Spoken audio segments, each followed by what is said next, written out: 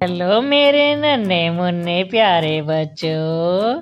एक बार की बात है, एक पहाड़ी पर कुछ बंदरों का कब्जा था। बंदर वहां पर बड़े मजे से रहते थे। कुछ दिनों के बाद उस पहाड़ी पर बनी गुफा में एक शेर अपने सिक्योरिटी सियार के साथ वहां पर रहने के लिए आया। बंदरों को जो पता लगा तो वह शेर के पास जाकर बोले कि इस पहाड़ी पर हमारा कब्जा है, आप कहीं और जाकर रह लीजिए। उसकी इस बात को सुनकर शेर के सेक्रेटरी सियार ने बोला कि तुम बंदरों के रहने के लिए पेड़ है और शेर के रहने के लिए गुफा, तुम जाकर पेड़ पर रहो। शेर ने बंदरों को आश्वासन दिया कि जब तक तुम मुझे परेशान नहीं करोगे मैं तुमको कुछ नहीं कहूँगा। इसके बाद बंदर गुफा से चले गए, लेकिन शेर का वहाँ आकर रहना उन्हें अच्छा नहीं लगा। इसलिए वह शेर को भगाने के लिए बहुत तरकीब लगाने लगे, लेकिन उनकी कोई भी तरकीब कामयाब नहीं हो रही थी।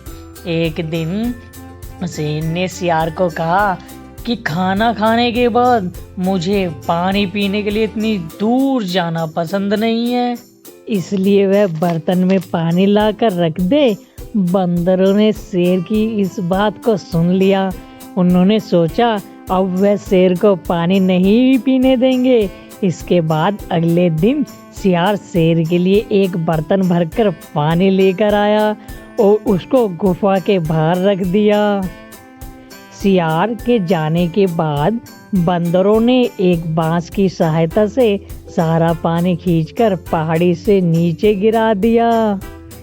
कुछ देर के बाद जब शेर ने खाली बर्तन देखा तो सियार पर गुस्सा हुआ कि तुमने मेरे लिए पानी नहीं रखा। सियार ने बोला उसने पानी रखा था, लेकिन शायद गर्मी की वजह से सूख गया हो, वह कल और ज़्यादा पानी लेकर आएगा। अगले दिन सियार बर्तन भरकर पानी लेकर आया, लेकिन बंदरों ने उसको भी बांस की सहायता से पहाड़ी से नीचे गिरा दिया। जब शेर आया तो वह सियार पर बहुत ज़्यादा गुस्सा हुआ कि वह कामचोर है और उसने पानी नहीं रखा, वह उसको अपने सिक्योरिटी से हटा देगा। सियार ने शेर को बताया कि वह पानी लेकर तो आया था। अगले दिन सियार फिर पानी लेकर आया, जिसके बाद सियार और शेर गुफा में छुपकर देखने लगे। कुछ देर बाद वह बंदर आए और बांस लगाकर सारा पानी खाली कर दिया। अब शेर और सियार को समझ आ चुका था। इसके बाद सियार जब भी पानी लेकर आता वह आधा पानी गुफा में और आधा पानी बाहर बंदरों के लिए छोड़ देता था। बहुत बार बंदरों को पता चला कि शेर हमें उसका पानी गिराते हुए देख रहा है, लेकिन कुछ बोल नहीं रहा। इसके अलावा अब शेर शिकार करके बहुत जल्दी अपनी गुफा में आ जाता है। यह सब इसी तरह 2-3 महीने चला। इसके बाद बंदर थककर शेर के पास गए। वह शेर से बोले, हम 2-3 महीने से आपका पानी गिरा रहे हैं और आप यह सब देख भी रहे हैं, तो आप कुछ क्यों नहीं कह रहे? इस पर शेर ने बोला, क्योंकि इससे तुम मेरा फायदा ही कर रहे हो। बंदर बोले, वह कैसे?